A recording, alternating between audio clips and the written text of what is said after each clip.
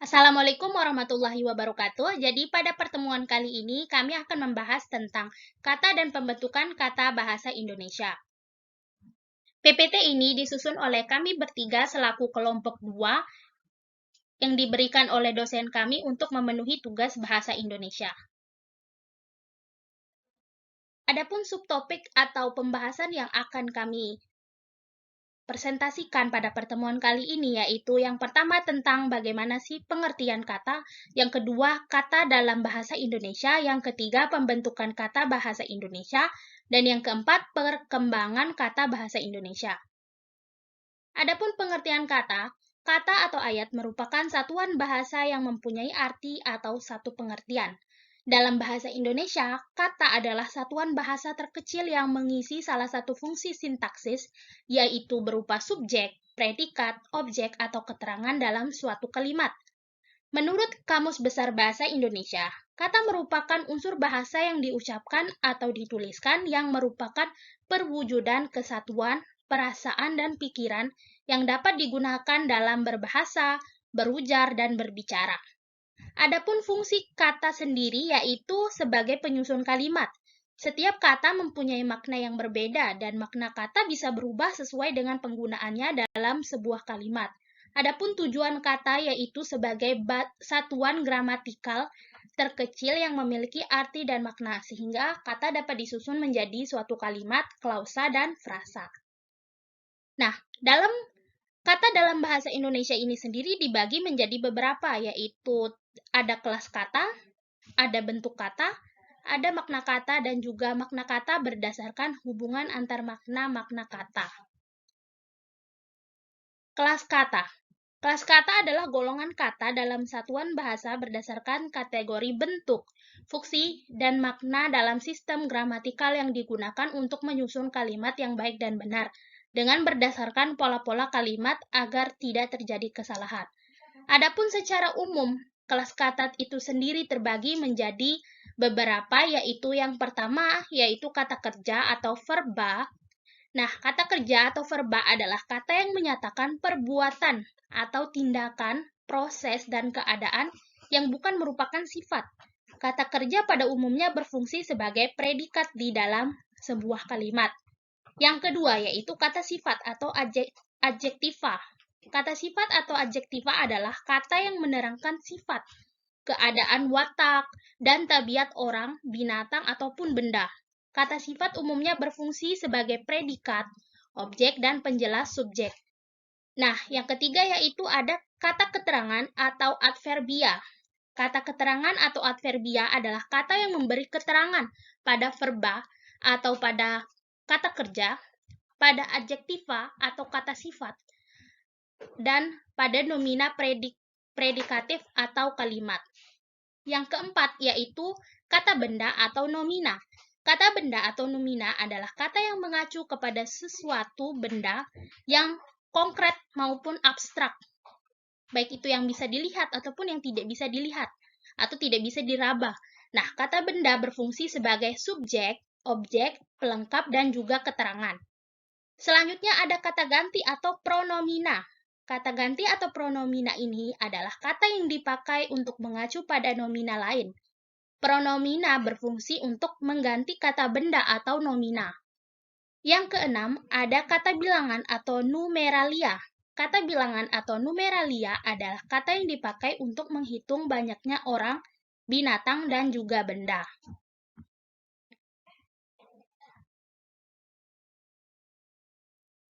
Bentuk kata. Bentuk kata ada dua yaitu kata bermorfem tunggal, kata dasar, dan kata bermorfem banyak, kata berimbuhan. Yang pertama, kata dasar adalah kata yang tidak berimbuhan atau yang belum diberikan awalan, akhiran, sisipan, dan penggabungan awalan akhiran. Kata-kata seperti baik, getar, kerja disebut sebagai kata dasar karena kata-kata itu tidak berimbuhan atau belum diberikan imbuhan. Jika kata-kata itu diberikan imbuhan, hasilnya antara lain terbaik, getaran, dan pekerja.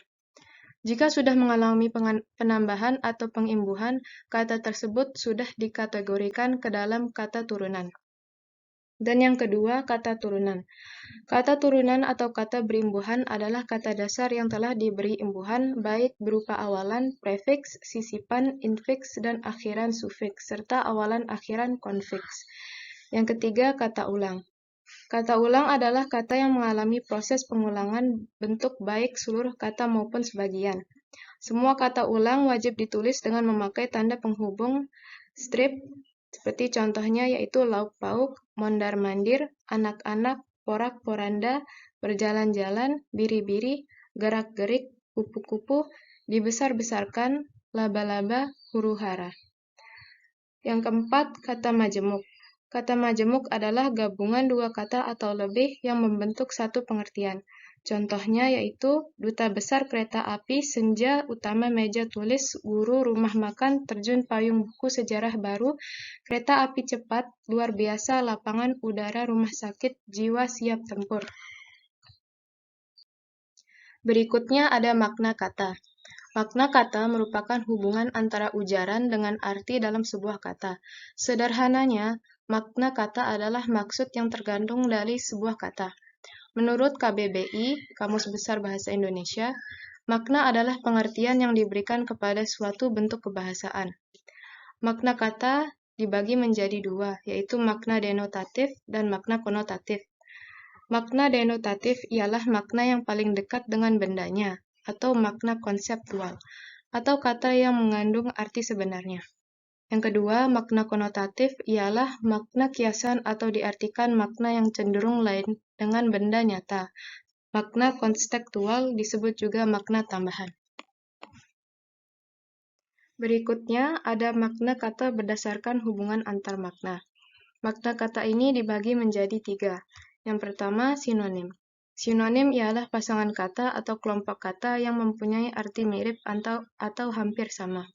Walaupun sinonim menunjukkan kesamaan arti kata, sesungguhnya arti kata-kata itu tidaklah sama betul. Contoh sinonim dengan kata yang sama maknanya. Yang pertama, Bung Hatta telah wafat. Telah diartikan sebagai sudah. Dan yang kedua, Bung Hatta sangat berjasa. Sangat diartikan dengan amat. Yang kedua, antonim. Antonim adalah kata-kata yang berlawanan maknanya atau berlawanan artinya. Contohnya, sejak sakit batuk, ia pantang minum es. Ia harus meminum obat itu sesuai yang dianjurkan oleh dokter. Dan yang ketiga, hiponim. Hiponim ialah kata yang memiliki hubungan hierarkis dengan beberapa kata yang lain. Contoh, pukul 7 waktu Indonesia Barat, bel berdering cukup keras. Berdering, kata khusus, biasanya digunakan untuk bunyi bel, dan kata umumnya ialah bunyi. Kata bunyi bisa digunakan untuk semua suara benda atau sesuatu. Berikutnya, perkembangan kata bahasa Indonesia. Kosakata dalam suatu bahasa akan selalu mengalami perkembangan dan pengembangan seiring berjalan waktu. Perkembangan dan pengembangan sejatinya merupakan dua proses yang berbeda, tetapi menghasilkan keluaran yang sama, yakni kebaruan suatu kosakata. Selanjutnya, perkembangan kosakata bahasa Indonesia. Kosakata bahasa Indonesia berasal dari bahasa Melayu. Bahasa itu kemudian berkembang karena adanya kontak dengan beragam penutur bahasa lainnya, baik melalui perdagangan, perkawinan, maupun globalisasi. Kontak dengan bahasa lain seperti bahasa Sanskerta, Hindi, Tamil, Belanda, Portugis, Arab, Parsi, dan Inggris memberikan warna baru bagi perkembangan kosakata bahasa Indonesia. Selain itu, adanya pengaruh bahasa-bahasa daerah dalam komunikasi sehari-hari juga menjadi faktor perkembangan yang tidak terhindarkan, baik dalam segi penambahan jumlah maupun perubahan makna. Selanjutnya yaitu pembentukan kata dalam bahasa Indonesia. Kata dalam bahasa Indonesia dibentuk melalui proses morfologis dan di luar proses morfologis. Proses morfologis sendiri dibagi menjadi A. Proses afikasi. Proses afikasi merupakan penambahan morfem afiks pada bentuk dasar. Berikut adalah beberapa contoh dari afiks. 1. Prefiks atau awalan, yaitu imbuhan yang melekat di depan kata dasar. Contohnya ber, berdua, di, ditindih, ke, keluar. 2.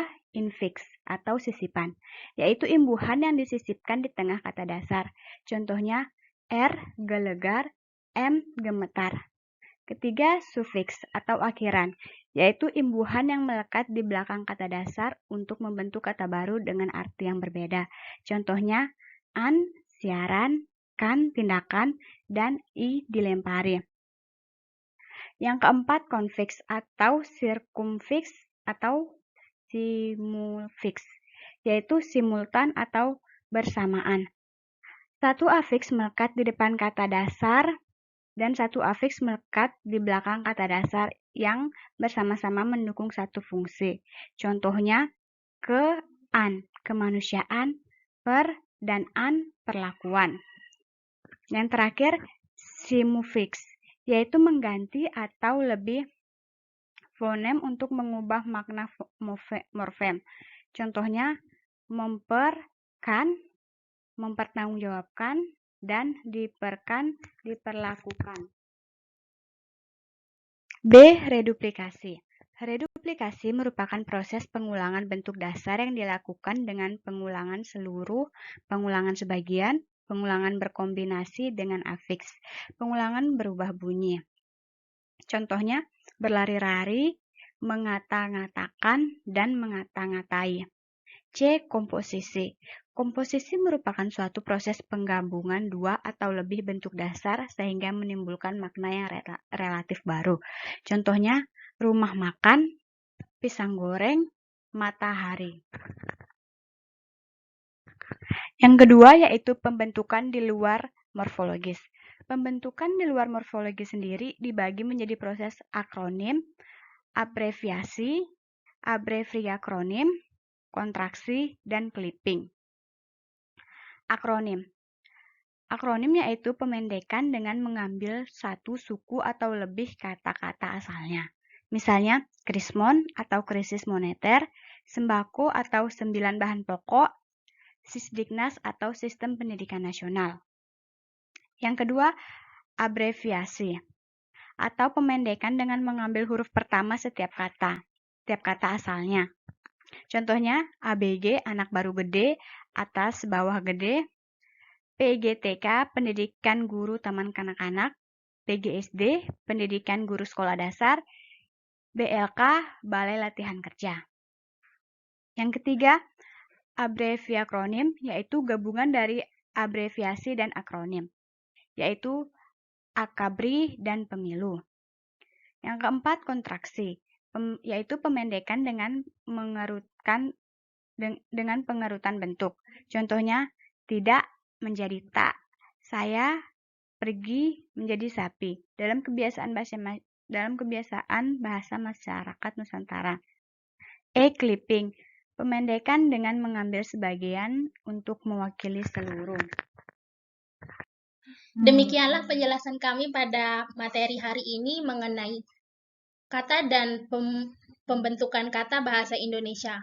Terima kasih atas perhatiannya. Jangan lupa subscribe dan like dan share ke teman-teman kalian jika video ini bermanfaat.